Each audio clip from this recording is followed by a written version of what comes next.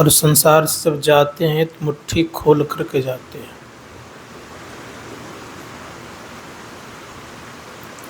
मुट्ठी बांध कर आए बंदे, हाथ पसारे जाओगे।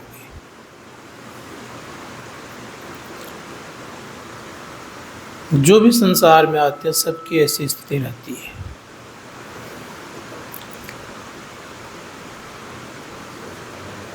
लेकिन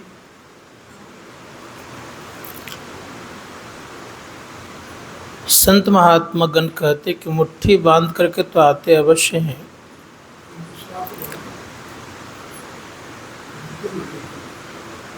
हाथ पसार करके जाते हैं।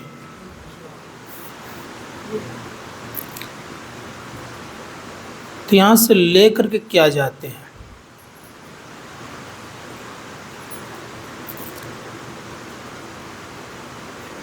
कहा कि नेकी बदी साथ चलेंगे। अच्छा कर्म और बुरे कर्म, यही दो कर्म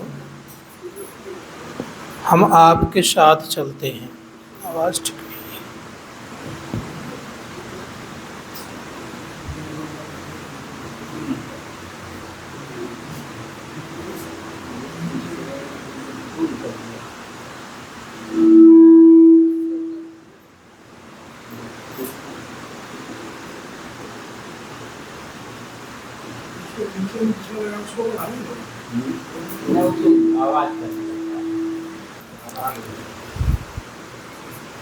तो संसार का ये नियम है कि आते हैं हम लोग और जाते भी हैं।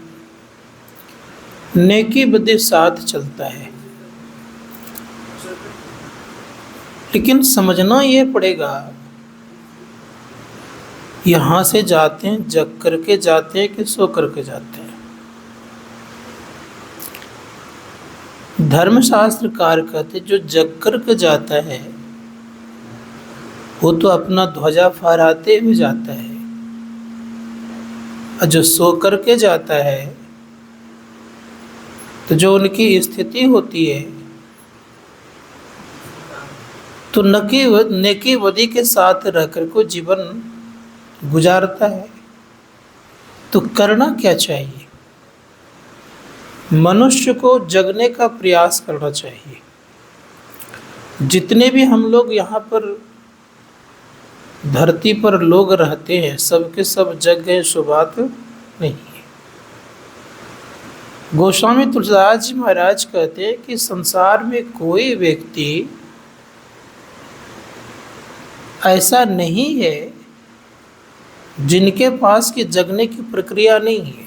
सबके पास है, लेकिन सबके सब जग नहीं पाता है। क्या परिणाम होता है?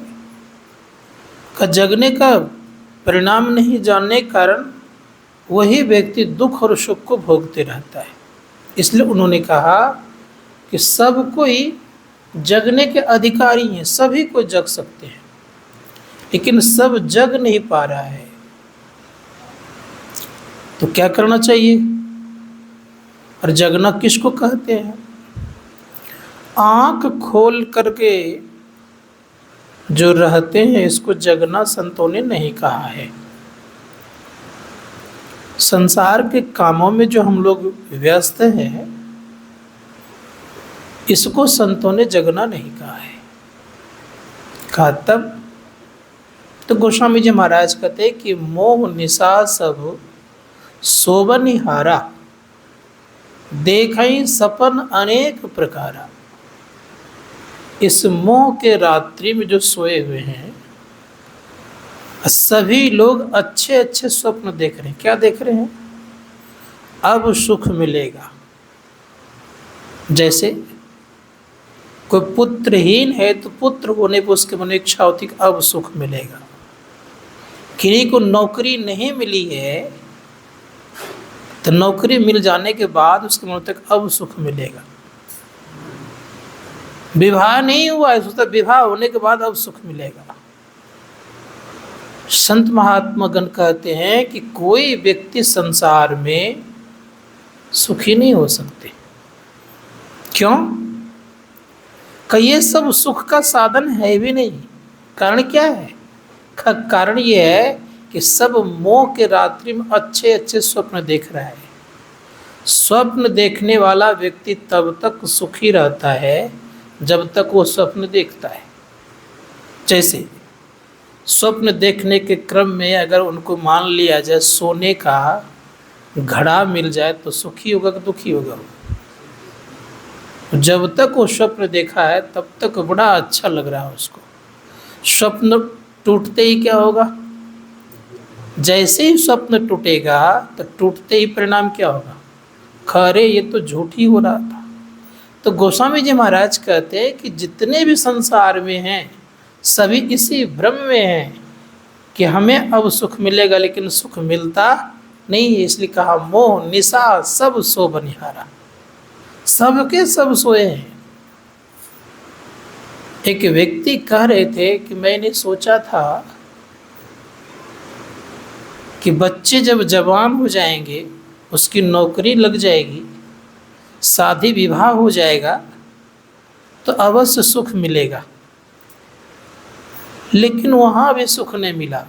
नाती पोता हो गया फिर भी सुख नहीं मिला। जाने की मेरी बारी हो गई तब भी सुख नहीं मिला। अंत में चला गया तब भी सुख नहीं मिला। संसार में कोई सुखी नहीं है।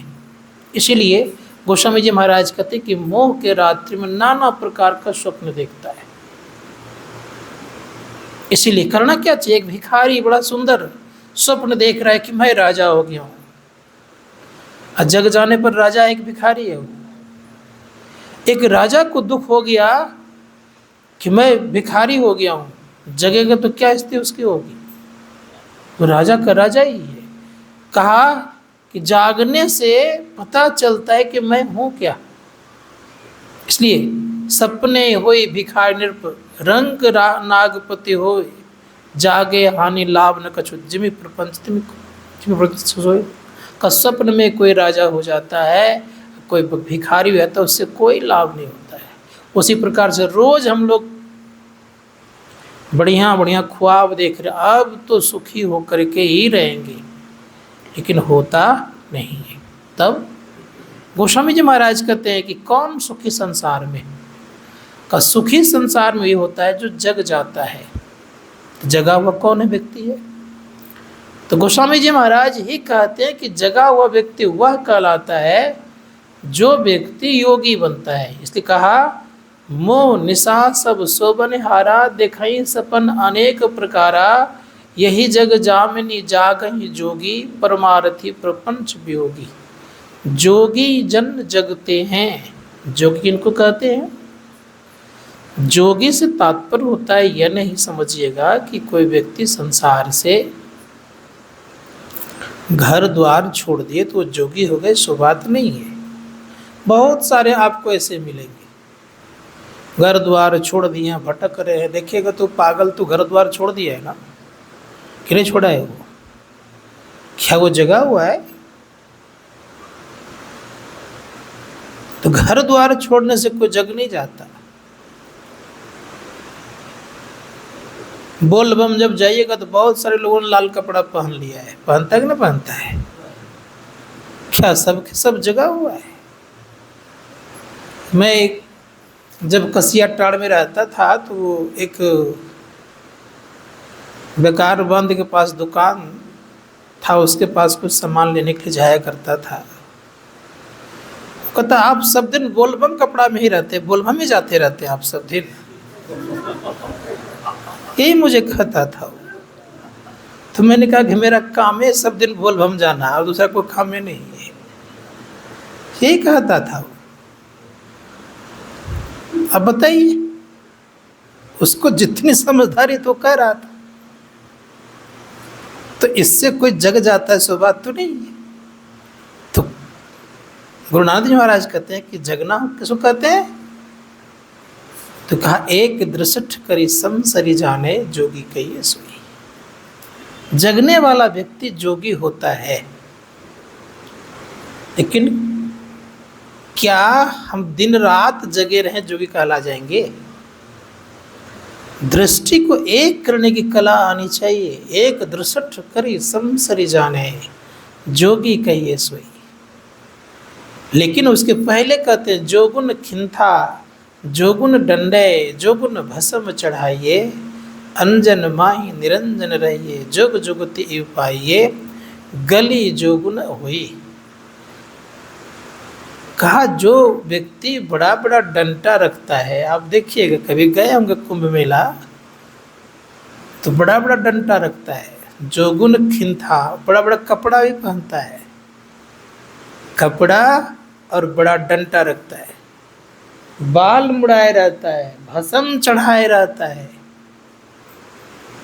जोगुन मुंदी मुड़ी मुड़ाइए, जोगुन सिंजीवाइए, अंजन माही निरंजन रहिए। संसार में रह करके, माया में रह करके जो निरंजन परमात्मा से लग करके रहता है तो उनकी स्थिति कैसी होती है? कहते वह कैसा होता है? तो कह रहे एक दृष्ट करी समसरी जाने, वो दृष्टि को एक करता है। जो दृष्टि को एक करना जानता है वो जोगी कहलाता है। एक दृष्ट करी समसरी जाने, जोगी कहिए सोई, वो जोगी कहलाता है। इसीलिए जोगुन मुड़ी मुड़ाइए, बाल मुड़ाने से, दाढ़ी बढ़ाने से जोगी नहीं होता। इसलिए संतों ने कहा कि जोगी बनने का चेष्टा और प्रयत्न करना चाहिए। जो साधक संसार में याद रखेगा जोगी बनेगा, वो एक दृष्टि करेगा, और जो जोगी बन जाता है सही से वो जग भी जाता है। अब जगना किसको करे? तो गोस्वामी जी महाराज कहते जानिए जीव तब ही जग जागा, जब सब विषय विलास विरागा। जब उसके अंदर विलासता पूर्ण जिंदगी खत्म हो जाए। अब ये मत समझिएगा कि वो बेचारे वो धूप में पड़ा रह जाए वो जोगी हो गया, सो बात नहीं है। मैं एक जगह रेखिया गया था, यहाँ से कुछ दूर में रेखिया है, देवघर के पास है। एक व्यक्ति मुझे लेके गया था, वो शिवानंद स्वामी जी का आश्रम है। अभी वहाँ स्वामी सत्संगानंद जी महाराज रह रहे हैं। तो भयंकर गर्मी थी, तो मैं सुबह सुबह गया था कि चलते हैं, साधु महात्मा मिलना चाहिए। तो गया तो उसके जो सेविका थी, तो कहा कि स्वामी जी से मैं बात करता हूँ मैसेज से। तो मोबाइल से मैसेज दे के बात वो कर रहे थे। जब वो कर रहे थे तो उधर से मैसेज आया कि अभी नहीं मिल पाऊंगा, कह दीजिए। तो मैंने पूछा कारण क्या है? कहा महाराज कल ही वे उठे हैं पंच अग्नि का सेवन करके। 5 प्रकार के अग्नि ताप करने के कारण शरीर बहुत कमजोर हो चुका है, आराम कर रहे हैं, अभी मिलना नहीं होगा। मिलने के लिए आप पहले से ही अपॉइंटमेंट ले लीजिए, तब भले मिल सकता है, अन्यथा संभव नहीं है। और अभी संभव भी नहीं है हमके लिए, हमको उतना आवश्यकता भी नहीं है, खाली था कि दर्शन कर लें, घूम फिर लिया और चल दिया। तो पंच अग्नि का सेवन करता है बेचारा। कितनी गर्मी होती है, एक अग्नि वो भी नहीं, आकाश है, आकाश में सूर्य, उसका ताप, फिर आग कई तरह का होता है, और उसके बीच में वो बैठे रहते हैं। तो इस तरह की स्थिति रहती है। इसीलिए ऋषि मुनियों ने कहा कि कोई जरूरी नहीं है कि आप पंच अग्नि का सेवन कर लिए तो जग गए, सो बात नहीं है, इससे जगना नहीं होता है। तो इसलिए संत महात्मा गण कहते हैं, क्या हो रहा, आवाज नहीं आ रही है? इसलिए संत महात्मागण कहते हैं कि जगने का प्रयास कब होता है, तो अब कह रहे गोस्वामी जी महाराज जी केवल नहीं कह रहे, अन्य संत महात्मागण कहते हैं। कहा कि जब तक हमारी वृत्ति माया मुख है और माया में ही हमारा बराबर ध्यान बना रहता है, तब तक हम जगे हुए नहीं हैं। तो क्या करें, माया के अंतर्गत रहने पर कोई व्यक्ति संसार में जग नहीं पाता। इसलिए कहा उन्होंने, माया मुख जगे सबय सो सूता कर जाम, दरिया जागे ब्रह्म दिशि सो जागा प्रमाण। ब्रह्म के तरह रुख कैसे होगा? हम लोगों का जो रुख है अभी किधर है? माया मुख है। तो संत महात्मागण कहते कि माया मुख होने के कारण हम लोग सबके सब सोए हुए हैं। ब्रह्म के तरह रुख हो जाए तो ये कैसे होगा? ऋषि मुनिगण कहते कि ब्रह्म के तरफ रुख करने के लिए उलटना पड़ता है। इसीलिए गोस्वामी जी महाराज कहते हैं, जागु जागु जीव जागना। ये जीव जग जाओ, लेकिन कैसे जगेंगे? तो इसके संबंध में संत कबीर साहब कहते हैं कि मेरी सूरत सुहागिनी जागरी, क्यों तू सोबत मोह निंद में उठ के भजनिया में लागरी। चित्त से शब्द सुनो श्रवण दे उठत मधुर धुन रागरी। दो कड़ जोड़ी शीश चरणन दे भक्ति अचल बर मांगरी। कहे कबीर सुनो भाई साधु जगत पीठ दे भागरी। जब संसार को आप पीठ देते हैं तब जगते हैं। इसलिए संसार से उलटने वाले को जगने वाले कहा गया।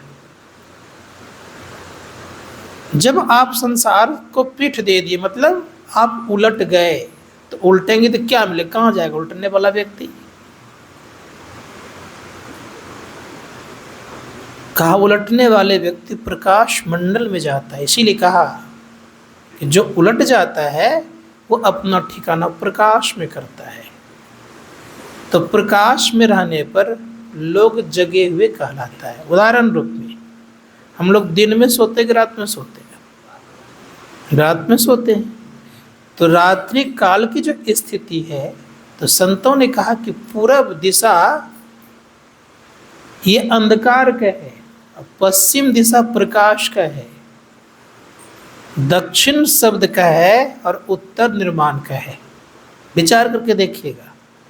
तो ऋषि मुनिगण कहते हैं कि अभी हम लोग जब तक पूरब दिशा में हैं तो सबके सब कहाँ हैं? अंधकार में हैं। और अंधकार में रहेंगे तो कोई व्यक्ति संसार में जग नहीं सकते। इसीलिए अंधकार से सब प्रकाश में जाता है, तब वो जगा जाता है। तो इसीलिए कहते हैं क्या करना चाहिए? तो उलटिए।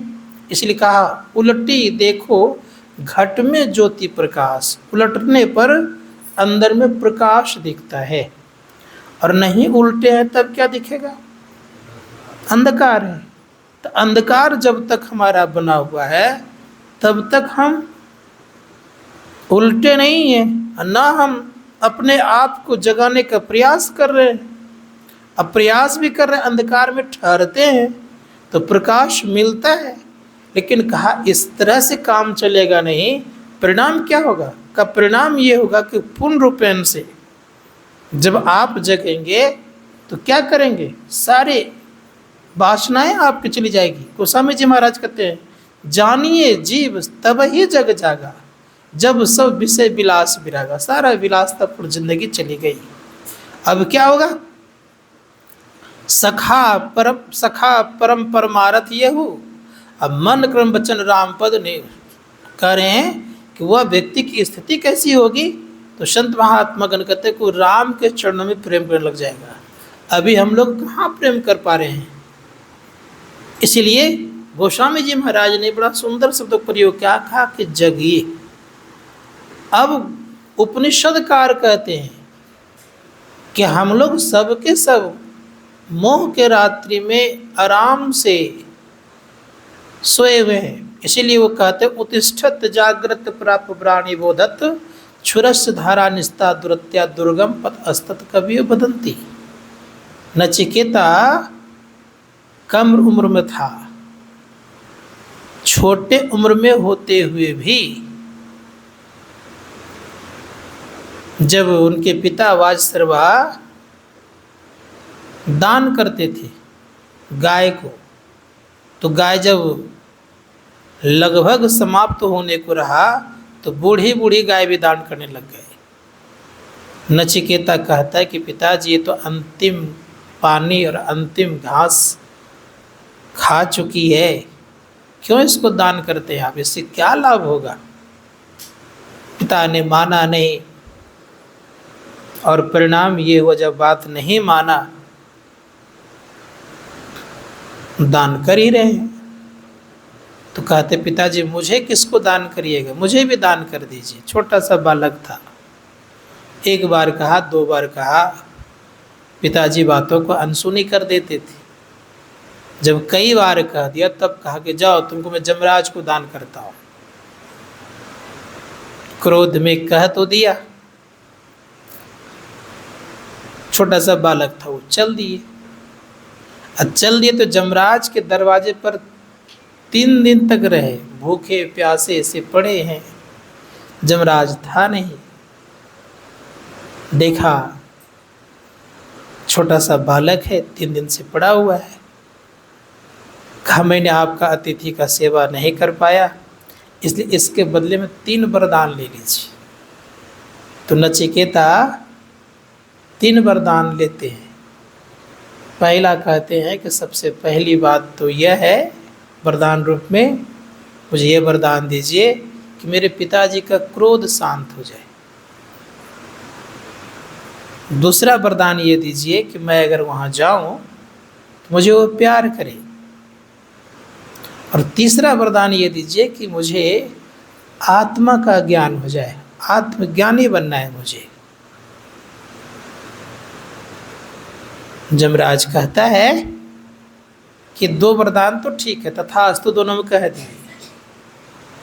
इन तीसरे वरदान की जब बात कही गई कि मुझे आत्मज्ञानी बनना, आत्म तत्व क्या है इसके संबंध में मुझे बताइए, तब नचिकेता प्रलोभन देते, नचिकेता को प्रलोभन देते हैं। क्या प्रलोभन देते हैं? खा तुम स्वर्ग का राज ले ले, भूमंडल का तू मालिक बन जा, राजा बन जा, जितनी आयु चाहिए उतनी आयु ले ले, दास दासियां अर्थात देवकन्या या और कुछ लेना हो तो ले ले। नचिकेता ने कहा एक न एक दिन अगर लंबी आयु ले लेंगे तो एक न तो आयु तो समाप्त होगी ही, संसार के मालिक बने, एक दिन तो समाप्त मुझे होना है। लेकिन मुझे ये सब नहीं चाहिए, आत्म तत्व का ज्ञान चाहिए।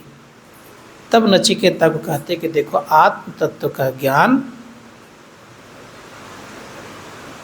ऐसे नहीं प्राप्त होता है, कि सारे इंद्रियों से ऊपर उठना पड़ता है, तब आत्म तत्व का ज्ञान होता है। और आत्म तत्व का ज्ञान प्राप्त करने के लिए कोई इंद्रियां नहीं रहती है, और आत्मा का ज्ञान प्राप्त करना आत्मा की आवश्यकता होती है। इसलिए एक काम करो, आत्म तत्व को जानने के लिए कहीं बाहर तुझे भटकना नहीं पड़ेगा। आत्म तत्व जानना है अर्थात आत्मा को जानना है। आत्मा को जानने का एक ही प्रक्रिया है, आत्मा ही। आत्म तत्व को मन नहीं जान सकता, बुद्धि नहीं जान सकती। इसीलिए आत्मा को जानने का केवल पावर किसको है? आत्मा को। इसीलिए सभी आवरणों को पार करना पड़ेगा। जैसे इस शब्द का प्रयोग किया तो नचिकेता को उपदेश मिला, तब वो घर गए। उन्होंने अच्छी तरह से इसको समझा कि उनके पिताजी क्या कर रहे थे, गाय दान कर रहे थे। उससे तो आत्मज्ञानी नहीं बन गए, लेकिन इससे आत्मज्ञानी बने वो। पिताजी का क्रोध शांत हुआ, प्यार किया और बताया गया क्या संसार में सही है। तो इसीलिए कहा गया कि हम लोग को जगना चाहिए। जो जगेगा तो क्या करेगा वो? तो जगने वाला व्यक्ति महापुरुषों के पास जाएगा। जो जगना चाहता है संसार में, तो महापुरुषों के पास जाकर के क्या करना चाहिए? उनसे आत्म तत्व का ज्ञान के संबंध में पूछना चाहिए। इसलिए कहा उत्तिष्ठत जागृत प्राप प्राणी बोधत क्षुरश धारा निस्ता दुरत्या दुर्गम कवि बदंती। अरे अविद्याग्रस्त लोगों, उठो, श्रेष्ठ पुरुषों के समीप में जाओ और आत्म तत्व प्राप्त करने का जो रास्ता है वो कैसा है? छुरे की तीक्ष्ण धार की तरह है, इतना आसान नहीं है। इसीलिए उस रास्ते पर चलने के लिए बहुत मुश्किल बात है। इसीलिए इसको बड़े सुंदर शब्दों का प्रयोग किया। गुरु नानक देव महाराज ने कहा, खिन्न हूँ तीखी बाल होने की ये तू मार्ग जाना। कहा कि बाल से भी बारीक रास्ता है वो। गुरुदेव की वाणी में है, एक बाल सहस्त्र भाग, एक बाल को सहस्त्र भाग किया गया। भाग मतलब टुकड़ा नहीं, चीरा गया है।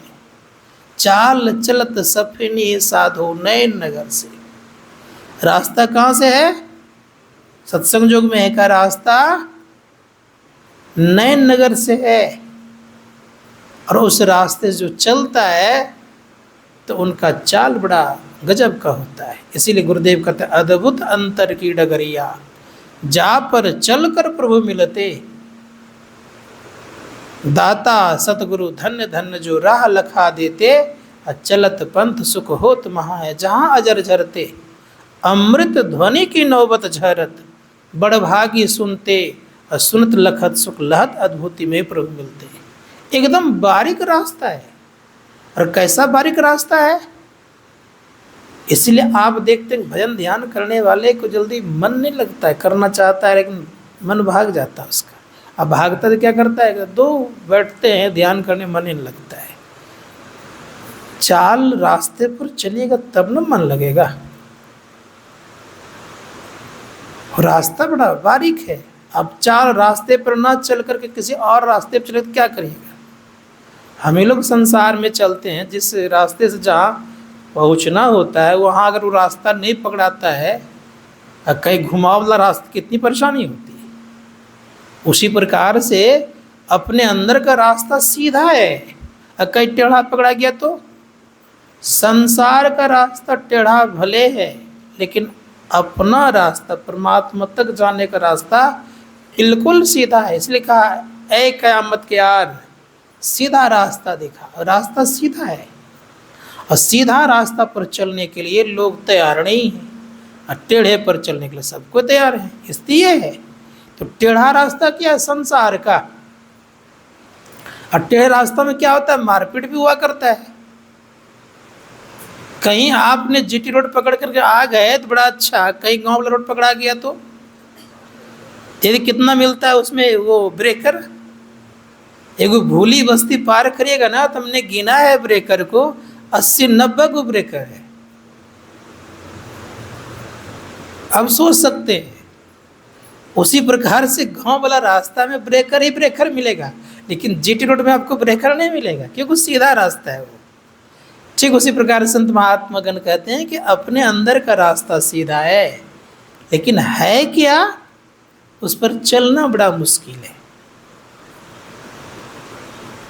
चलेगा तो आराम से उसकी जिंदगी कटेगी। तो रास्ता कैसे? एकदम सीधा, इधर उधर नहीं, और दोनों तरफ खाई है। आप देख लीजिए, जीटी रोड पे चढ़ के देखिए, कहीं भी इतना खाई रहता है, कहीं थोड़ा सा मिस किया तो कहाँ चलाएंगे? सीधे आप 10, 20, 25 फीट के नीचे ले आएंगे, जाएंगे। लेकिन गाँव वाला रास्ते में कोई 10 फीट नहीं जाएंगे। हाँ, वैसे क्या होगा? किसी घर में टकरा जाएंगे और तो कुछ नहीं होगा ना। लेकिन जीटी रोड पर चलने पर बड़ी परेशानी होती है, दोनों तरफ खाई है। इसीलिए गुरुदेव कहते अगल बगल, इधर उधर नहीं, अगल बगल कहीं दृष्टि ना डोले, सन्मुख बिंदु पकड़ लागी। अगर अगल बगल देखते हैं कोई साधक तो रास्ता को नहीं पकड़ सकते, एकदम सन्मुख देखना पड़ेगा। एक बार मैं अपने विद्यार्थी लाइफ में पटरी पर चल रहा था। ट्रेन का जो पटरी होता है ना, बड़ा पतला होता है, 2 इंची का होता है कि कितना होता है पता नहीं, बहुत पतला होता है। हाँ, छोटी लाइन थी। तो बड़ा बहुत पतला है, उसी पर मैं चल रहा था, विद्यार्थी लाइफ में था। अब चलने वाला रास्ता जो होता है ना, पतला तो होता ही पटरी पर चलने वाला, लेकिन अब विशेषता ये होती है कि बगल से कोई आवाज़ सुना ही नहीं पड़ेगा, ठीक से आप देख के चल रहे हैं तो। और ट्रेन पीछे से हॉर्न दे रहा है, हम सुन नहीं पा रहे हैं। और संजोग से क्या हुआ नहीं मुझे मालूम, जैसे पैर नीचे करते हैं 1 से 2 डेग होता है, सुट से ट्रेन पार हो गई। कैसा रास्ता है,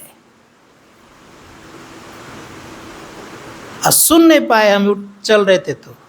उसी प्रकार से याद रखिएगा, जो उस रास्ता पर चलता है तो बाहर की बात को नहीं सुन पाता है, आवाज़ नहीं सुन पाता है, क्योंकि लक्ष्य रहता है उसका सीधा। इधर उधर सुनेगा तो सीधे क्या होगा, वो गिर जाएगा। और जहाँ इधर उधर सुन लिए तो सहाय रह नहीं सकते, उसका रास्ता ही सीधा है। इसीलिए कहा गया है कि सीधा रास्ता पर चलने के लिए सीधा देखना पड़ता है। संत महात्मागण कहते हैं कि भले वो पटरी था लेकिन चलने में अच्छा लग रहा था, क्योंकि लक्ष्य केवल देखना था उसको, पटरी को, और चल रहा था। उसी प्रकार से याद रखना पड़ेगा, भले ही इधर उधर हम देख करके चल लेते हैं, लेकिन उस पर चलने के लिए इधर उधर नहीं होगा। इसलिए गुरुदेव ने बड़ा सुंदर शब्द प्रयोग किया, अगल बगल कहीं दृष्टि न डोले, सन्मुख बिंदु पकड़ लागी, तब क्या होगा, तब सुखमनिया में मोरी नजर लागी, तब लगेगा। अगल बगल देखेंगे तो कहाँ से नजर लगेगा। इसीलिए ये बड़ा महीन बात है। ये तो पटरी का मैंने उदाहरण देकर आपको समझाया कि स्थिति ऐसी होती है। आप देख लीजिए, कोई रस्सी पर चलने वाले व्यक्ति को देखे होंगे खेल इत्यादि में, जब रस्सी पर वो कोई चलते हैं तो केवल रस्सी को ही देखते हैं। वो जहाँ देखेगा इधर चाहे उधर तो नीचे धड़ाम से गिर जाएगा। ठीक उसी प्रकार संत महात्मागण कहते हैं कि सन्मुख जो पकड़ लेता है डगर को, वही चल पाता है, इधर उधर देखने वाला नहीं चल पाता है। तो इसीलिए प्रयास करना चाहिए, जो चलेगा उस पर तो क्या होगा।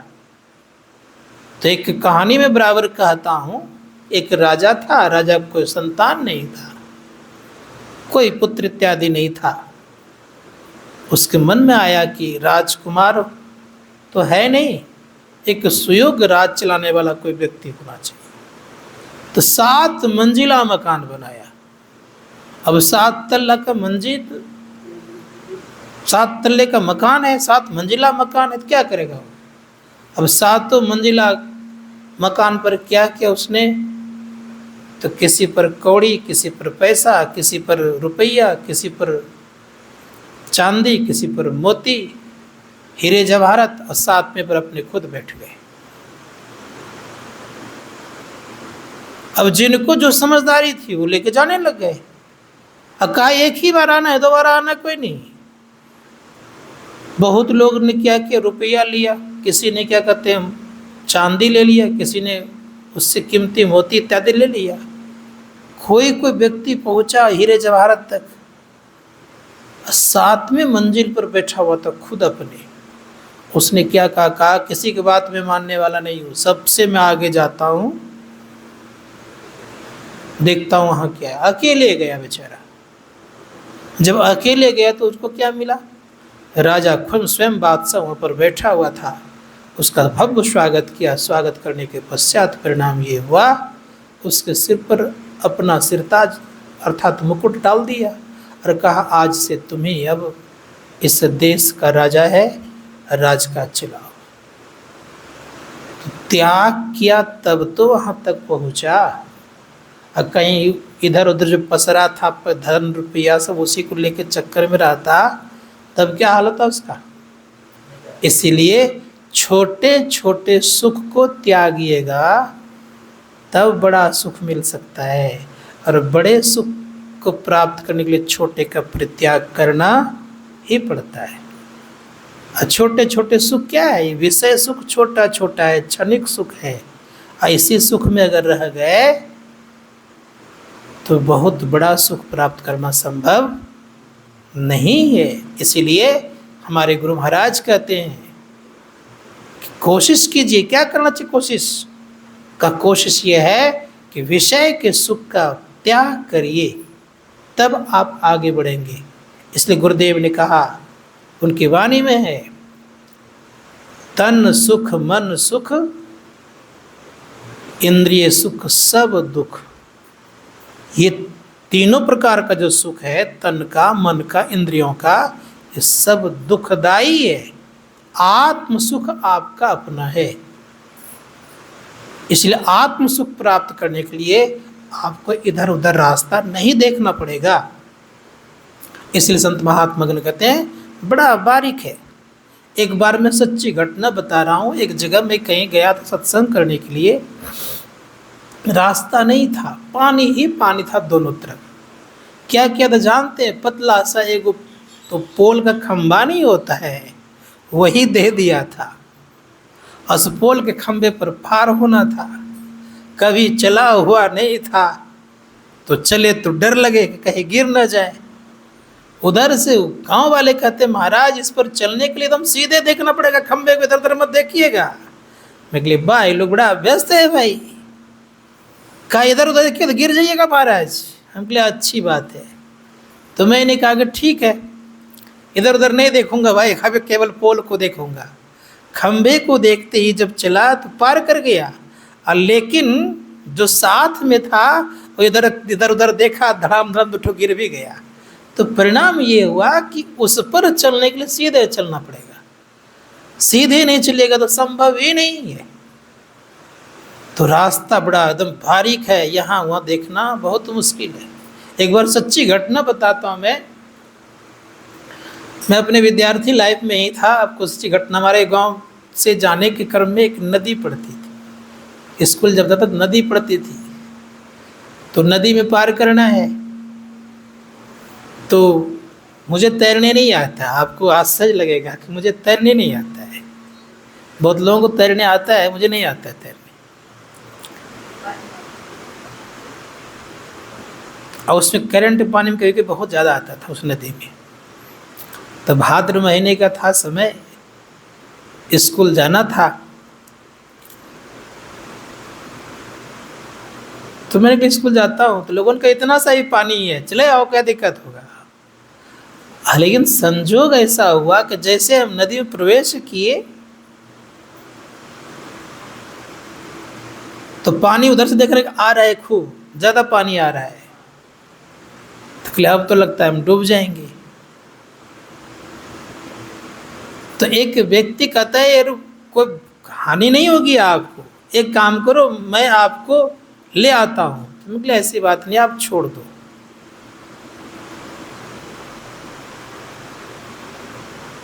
परिणाम बताता हूँ क्या हुआ मेरे जिंदगी की। संजोग से एक गाय का पूंछ पकड़ा और नदी पार कर गया।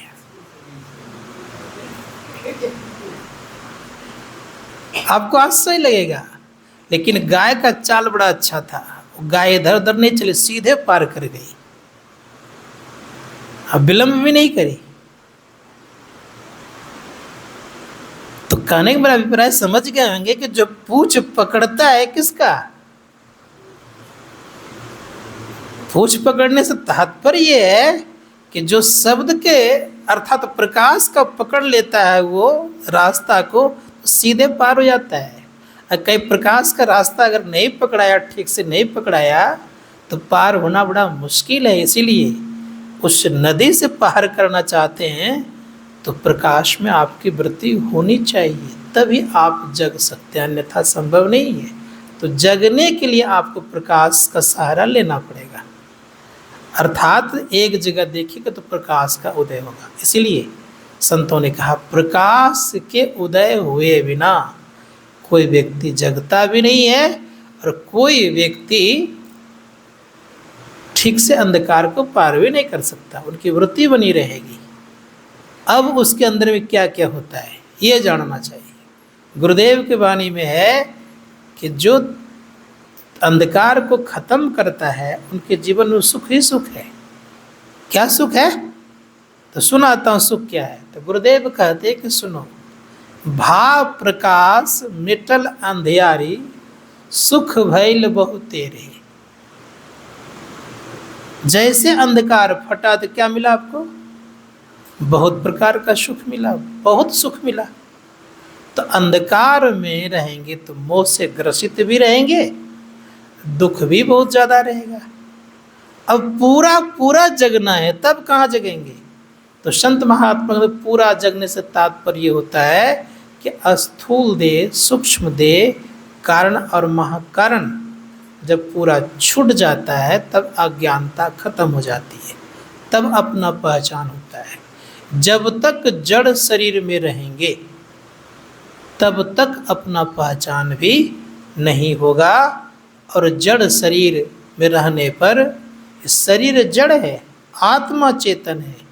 आत्मा चेतन है तो जड़ शरीर उतरते ही संत महात्मा गण कहते हैं कि जैसे जड़ शरीर उतरेगा तो अपना पहचान होगा, और जड़ शरीर नहीं उतरेगा तो अपना पहचान संभव नहीं है। इसीलिए 4 जड़ शरीर हैं, स्थूल, सूक्ष्म, कारण और महाकारण। 5वां है चेतन, और 5वां चेतन जब है स्वयं है आप, और अपने का पहचान होता है। अपने का पहचान होता है तब इसके संबंध बड़ा सुंदर शब्दों का प्रयोग किया है। कहा कि अपना पहचान होते ही आप क्या बन गए? सच्चिदानंद ब्रह्म हो गए।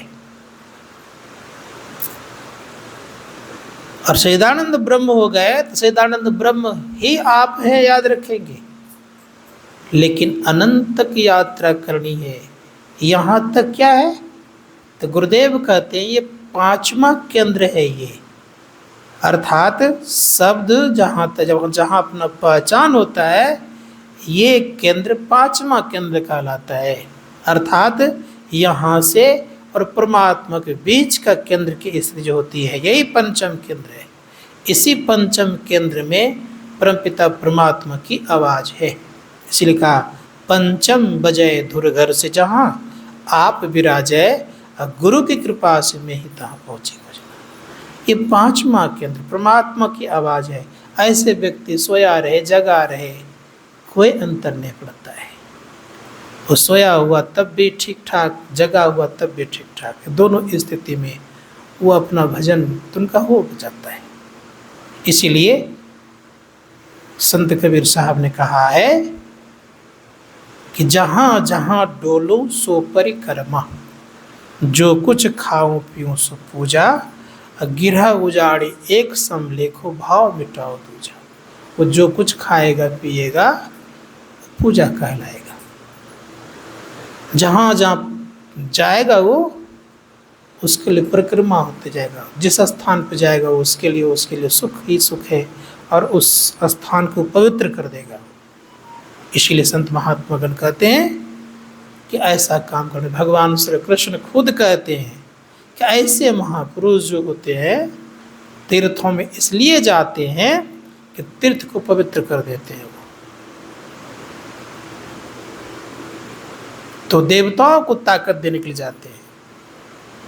तो इसलिए हम लोग ये प्रयास करना चाहिए कि नित्य दिन अभ्यास करते रहना चाहिए, और जगने का रोज प्रयास करना चाहिए। रोज कोशिश कीजिए कि हम पिंड से ब्रह्मांड में जाएं, अपनी वृत्ति ठीक ठाक करें, प्रकाश में अपना विचार बनाएं। और जब तक ऐसी वृत्ति नहीं होगी तब तक संभव नहीं जगना।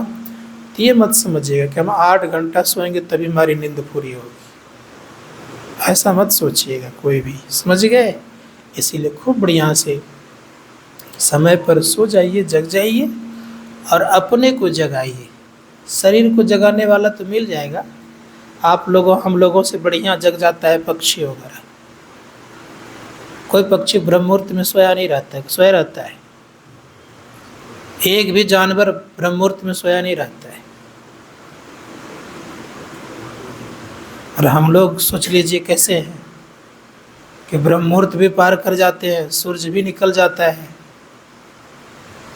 ठीक है, तब भी गम नहीं है। इसीलिए सूरदास जी महाराज के वचन में है, पंछी जपत सत्य नाम वृक्ष पर। एक चिड़िया थी, सुनाता हूँ प्रसंग।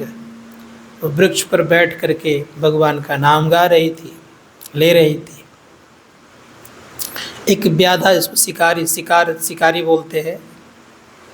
तो व्याधा क्या करता है, संधान लगाया। तो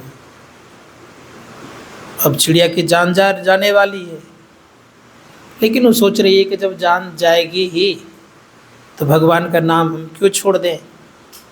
तो भगवान का वो नाम ले रही थी। ऊपर से बाज मंडरा रहा है, एक तो बाज, नीचे में व्याधा। अब स्थिति क्या होगी।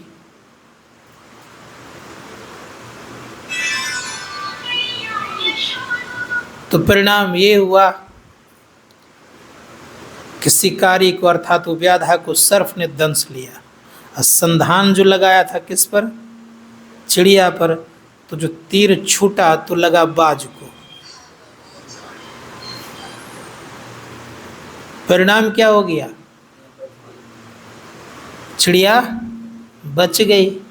तो भगवान का नाम लेते रहेंगे तो संसार का जितने भी बाधा व्याधा है सब समाप्त एक दिन हो जाएगा, और आप सकुशल पूर्वक बाल बाल बचे रहेंगे और कल्याण को प्राप्त करते रहेंगे।